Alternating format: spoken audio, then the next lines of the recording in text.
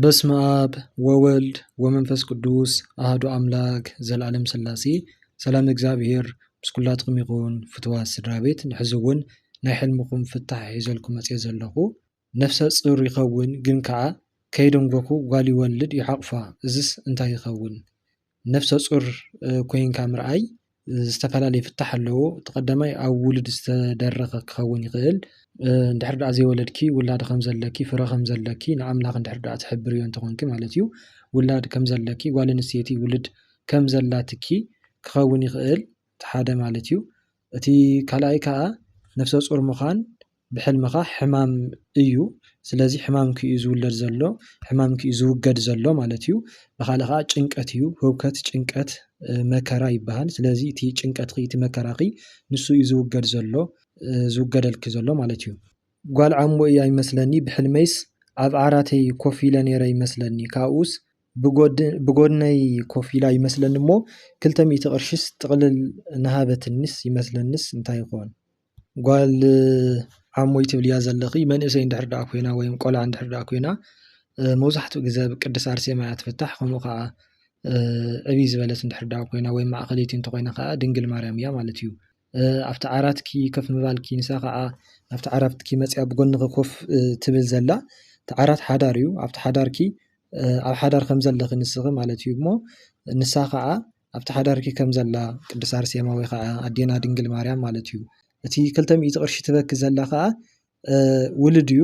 ምናልባት እውን መንታ ውሉድ ትበኪ ከም ዘላ እዩ 200 ቅርሺ ወይ ከዓ ብሓፈሻ ውላድ ትበኪ ከም ዘላ ብኻልእ እውን በረከት ትበኪ ከም ዘላ እዩ ማለት እዩ። ኣነን ሰብኣየንሲ ንሱ እዩ እሞ ብሓደ ዓይነት ብርጭቆ ጁስ መሊኡሲ ኣብቲ ልዕሊ ጁስ እውን ናብ ክልቲአን ብርጭቆስ ጥረ ጣፍ የእትወለን እሞ ሓቢርና ክልቲአናስ ብማዕረ ንሰትየን እዚስ እንታይ ይኾን? እቲ ጁስ ጥዑም ዝኾነ ናብራ ፅቡቕ ዝኾነ ናብራ እዩ ወይ ከዓ በረከት እኽለማይ እዩ። ብኻልእ እውን ቃል ኣምላክ እዩ። ስለዚ ኣብቲ ፅቡቕ ዝኾነ ኣብቲ ጥዑም ዝኾነ ናብራ ዝኾነ ህውከት የምፅእ ከም ዘሎ ወይም ዝኾነ ህውከት ይፈጥር ከም ዘሎ ይህውኸኪ ከም ዘሎ ወይ ከዓ ህውከት ንኸይፈጥር ወይም ዝኾነ ነገር ንኸይምፃልኪ ዝኾነ ህውከት ዝኾነ ፅልኢ ዝኾነ ነገር ዝኾነ ባእሲ ማለት እዩ እሞ ክትጥንቀቂ ከም ዘለኪ ጸሎት ክትገብሪ ከም ዘለኪ እዩ።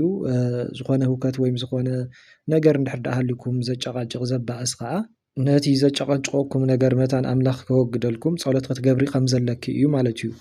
ሓደ ሰብ እዩ ቀዳማይ መዓልቲ ሓድሽቲ ክዳውንትስ ይኸድነኒ እሞ ንዕኡ ግንሲ ከይረኸብክዎስ ይኸይድ። ካልእቲ መዓልቲ ከዓ ኩሉ ክዳውንቱስ ኣብ ሳንጣ ገዲፍለይስ ኣርሒቑ ይኸይድ። እዝስ እንታይ እዩ? ክዳን ብክልተ እዩ ማለት ቀዳማይ ሓዳር እዩ፣ ካልኣይ ከዓ ጸጋ መንፈስ ቅዱስ እዩ። ስለዚ እቲ ዝገደፈልኪ ዘሎ ወይም ዝህበኪ ዝኸድነኪ ዘሎ ሰብ ዕብይ ዝበለ እንድሕር ዳኣ ኮይኑ ብመድሃኒ ዓለም ይፍታሕ። ከምዚ መንእሰይ ዓይነት እንድሕር ዳኣ ኮይኑ ከዓ ብቅዱሳን መላእክቲ ከምኡ ከዓ ብትፈትውዮ መልኣክ ጻድቕ ክኸውን ይኽእል ማለት እዩ። ኩሉ ክዳውንቱ ኣብ ሳንጣ ገዲፍለይ ኣርሒቑ ይኸይድ ትብልዮ ዘለኺ ከዓ ምናልባት እንድሕር ዳኣ ትፈልጥዮ እንተኮንኪ ሰብ ንሱ ነቲ እቲ ወዲ ማለት እዩ ገዲፍክስ ይኸይድ ከም ዘሎ ምናልባት እንጀራ ንምርካብ ኢሉ ይስደድ ከም ዘሎ ወይም እዩ። እቲ ካልኣይ ከዓ በቃ ገዲፍኪ ብዝተፈላለየ ምክንያት ገዲፍክስ ይኸይድ ኣሎ ካባኺ ይርሕቕ ኣሎ እዩ። እንድሕር ዳኣ ዘይትፈልጥዮ እንተኮንኪ ሂብኪ ዝኸይድ ዘሎ ከዓ ከምቲ ዘበልክኺ ወይ መድሃኒ ዓለም ዓብይ እንድሕር ዳኣ ኮይኑ ወይ ከዓ ቅዱሳን መላእክት ናብራ ይህውኽ ከም ዘለዉ ናብራ ሓዳር ጸጋ ይህውኺስ ከም ዘለዉ ወይም ትባሃቡ ከም ዘለኺ እዩ። ምስ ኣደዋይ ላተባእስኩ ደጋጊመ ሓሊመ ካብ ዓቕመይ ብላዕሊ ኢኺ ላበለትንስ እንታይ ይኾን በጃኻ? ቀዳማይ ባእሲ ፍቕሪ እዩ። ፍቕሪ ከምዚ ኣደን ጓልን እንዳተባእስካ ክትርኢ ከለኻ ፍቕሪ እዩ።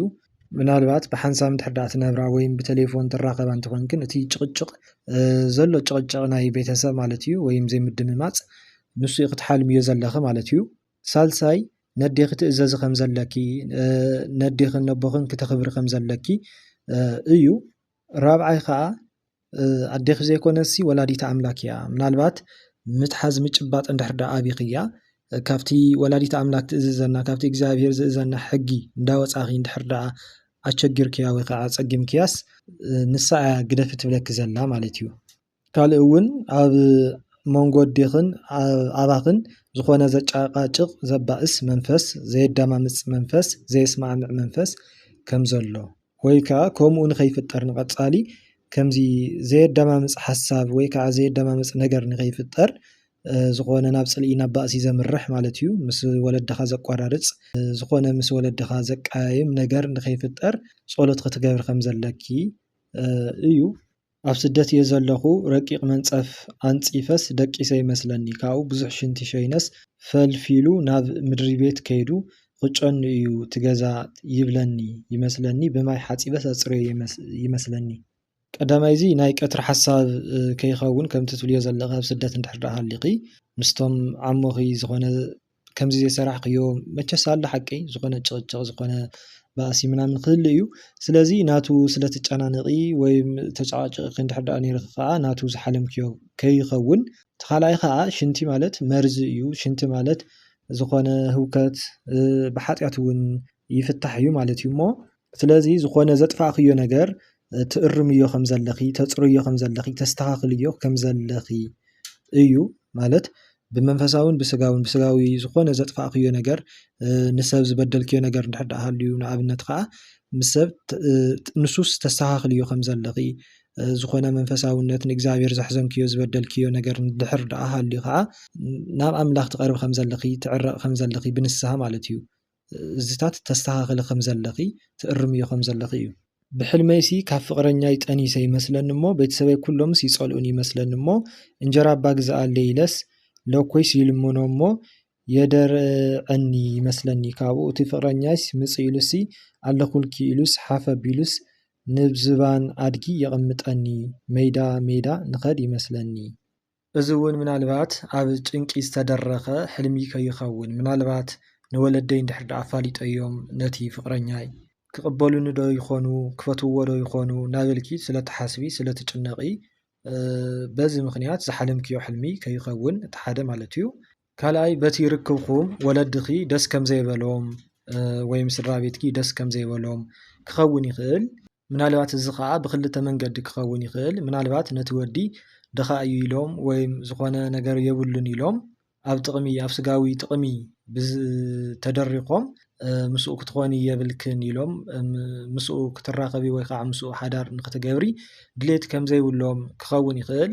እቲ ካልኣይ ከዓ እንታይ ክኸውን ይኽእል ምናልባት እቲ ወዲ ጥዑይ እንድሕር ዳኣ ዘይኮነ ተፍቃሪኺ ማለት እዩ ንስኺ ግን ብፍቕሪ ዓዊርኪ ስኢልኪ ምስኡ ክኸውን እየ እናበልኪ ድሕር ዳኣ ተፀግምዮም እንተኾንኪ ናትኪ ሕማቕ ነገር ክርእዩ ስለዘይደልዩ ካብኡ ንኽትርሕቂ ይመኽሩኺ ከም ዘለው ጸሎት ይገብሩልኺ ከም ዘለው ይግስጹኺ ከም ዘለው እዩ። ንስኺ ግን ክሰምዕዮም ከም ዘይከኣልኪ ክኸውን ይኽእል።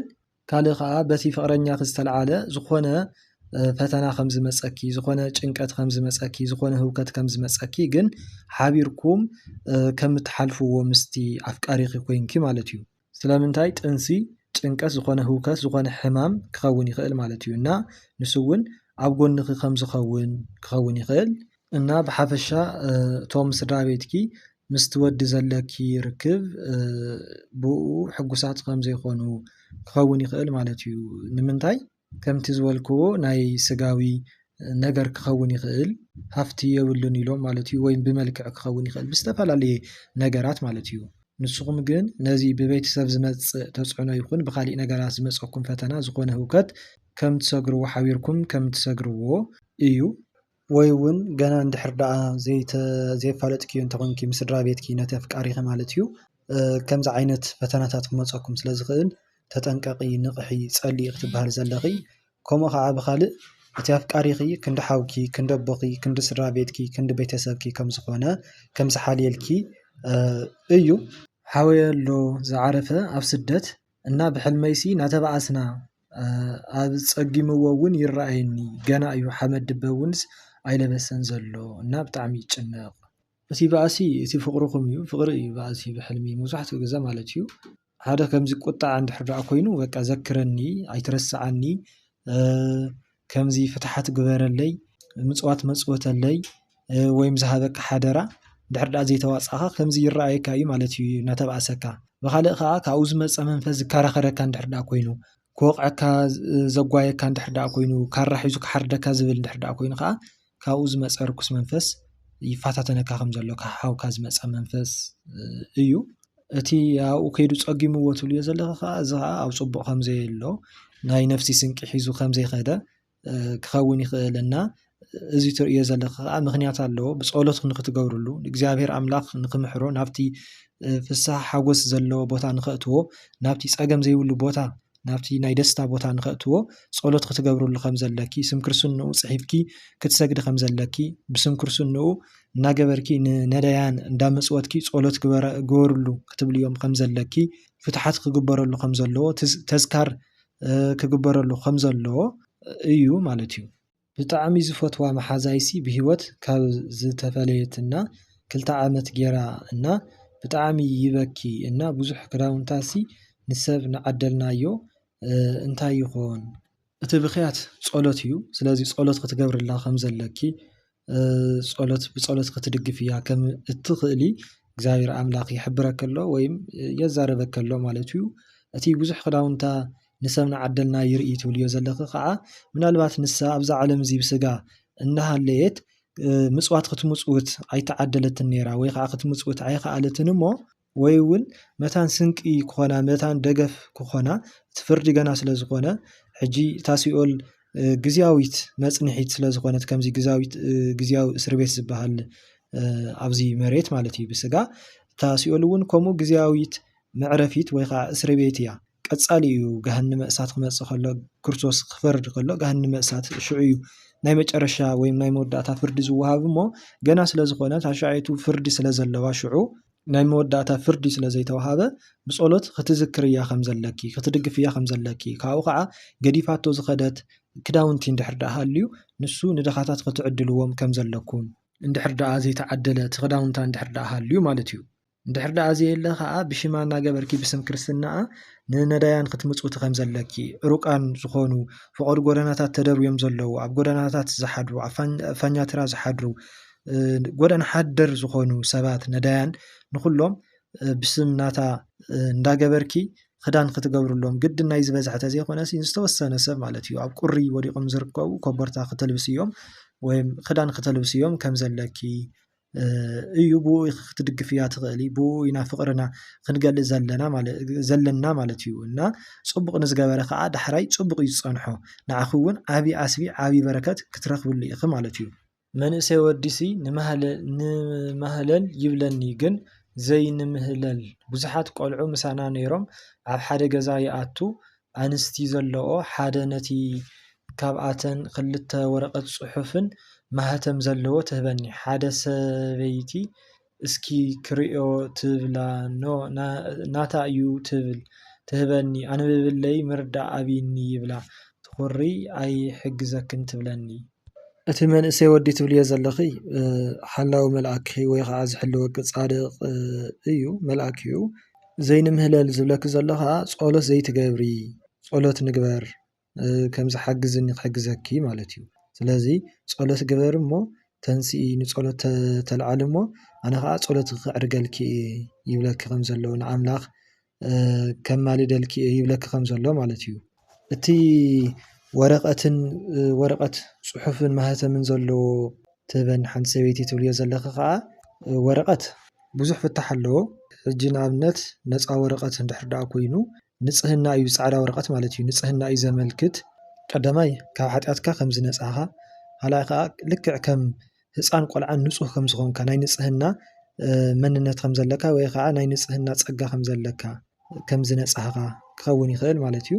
ካልእ ምስ ትምህርቲ ዝተኣሳሰረ ወይ ዝተዛመደ ክኸውን ይኽእል ኮታስ ከከም ሕልሙ ይፈላለዩ ማለት እዩ እና በቲ ናትኪ ፅሑፍ ዘለዎ ወረቐት ትበኪ ዘላ ከዓ ሓጢኣትኪ ንሓጢኣትኪ ዝርዝር እያ ትበኪ ዘላ ማለት እዩ።